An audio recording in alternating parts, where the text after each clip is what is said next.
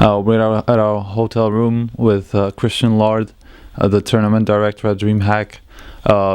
He's here with us to talk about the decision the DreamHack crew has made about LDLC and Fnatic. So, what was the decision?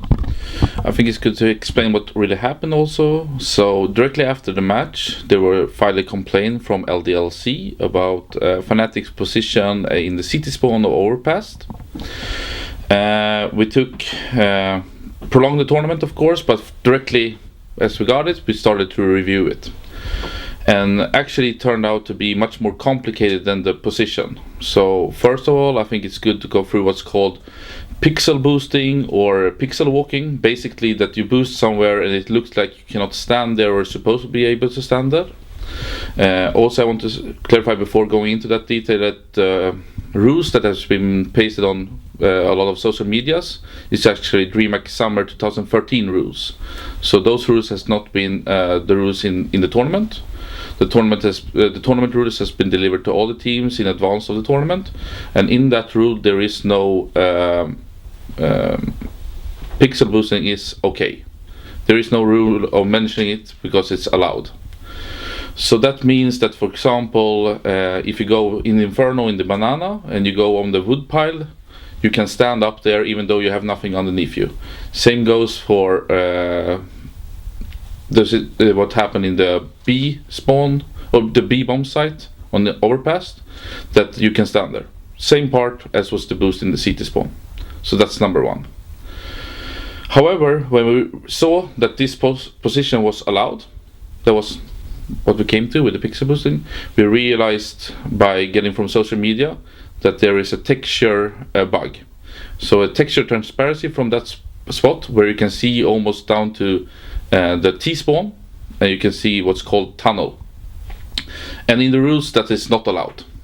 However, it should be said that this specific bug is only generated if you use a zoom weapon and it's looking there. And that never happened by Fnatic. So we looked it through and we came to the conclusion that we should replay that half from 12 to 3. We informed Fnatic and we informed NBK or LDLC, sorry for that. Should be said that LDLC's connection was very bad, so we had to take it in a separate call, but it was happening directly after.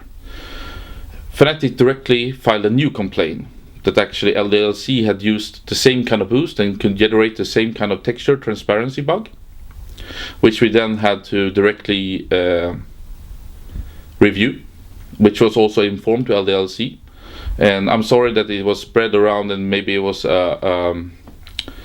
bad side on us on communication. That actually was a final decision, but it was a final decision. Came in a new complaint on that part, which was allowed because Fnatic hadn't given a chance to speak at all. And we reviewed that complaint. During that process, we actually found out a new bug, which is an immortal bug.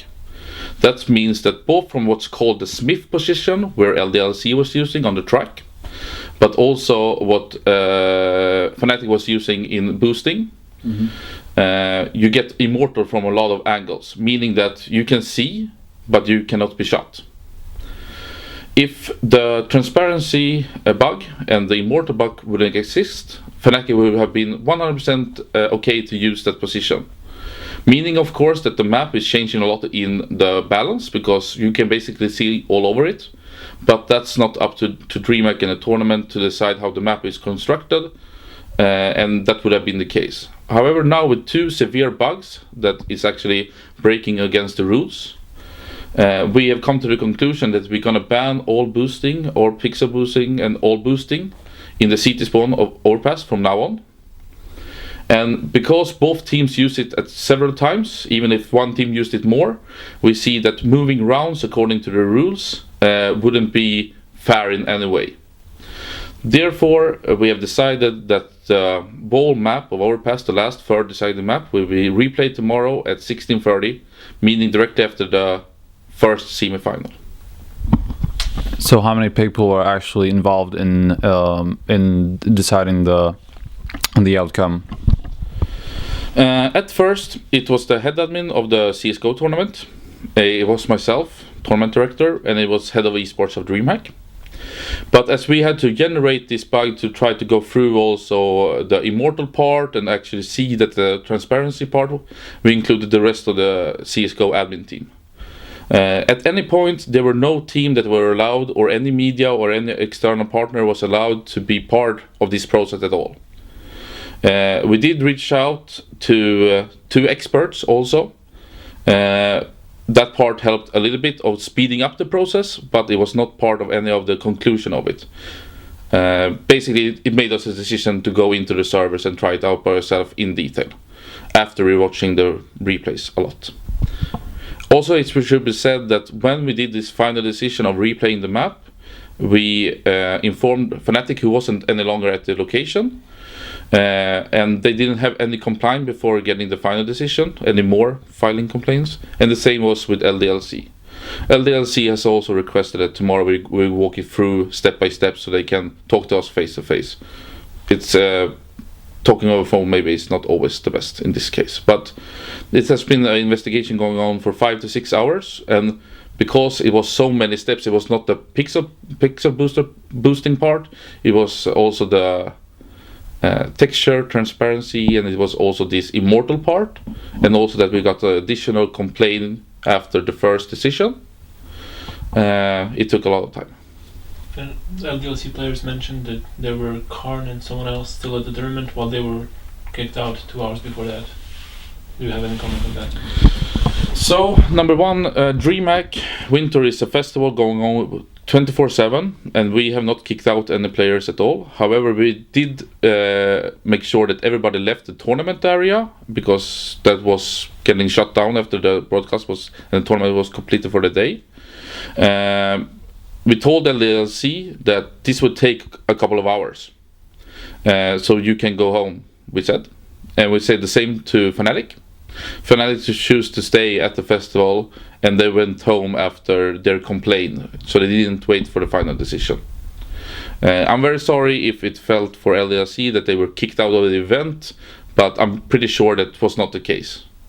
They were informed that they have to leave the tournament area. No, I would also like to add that I think that, of course, the community is very worried with the situation coming into this tournament and during this tournament, and also with getting not direct information from DreamHack, as a final decision was not made and couldn't be communicated. I still would like to reach out to the world community and the CSGO community to at least understand that it's actually players and it's actually teams and organization behind these nicknames and these company names. And I think this switch hunt is something that we should try to at least control in a good way. I think that both teams feeling a lot of pressure, and I think that both teams feeling very sad this happened. And it's very sad to find out such a severe bug in a tournament. And I want to emphasize on that, if it hasn't been to this texture transparency bug and this immortal bug, this position used by Fnatic is 100% legit at the DreamHack tournament, because that's part of the map. So I think that a lot of the community have misunderstood how the tournament is being run and how this position was being used. So has anybody from Valve been involved in deciding in any way? Valve is informed, but they are not part of a tournament decision. This is something that is all up to us as a tournament organizer. How they will act on how the map will be changed or not changed, that's all up to them, but that's nothing that will be able to be solved by tomorrow. That's why we have made this rule change that is not allowed to boost inside the city spawn on Overpass. Okay, that's probably basically it. Thank you for the interview. Do you have anything to add, basically? No, I don't have anything to add. I hope still that people will want to watch the matches tomorrow, and they will feel that this has been a fair tournament. That's my hopes, at least, or reach out to the community. Thank you for the statement and for the interview as well. Thank you.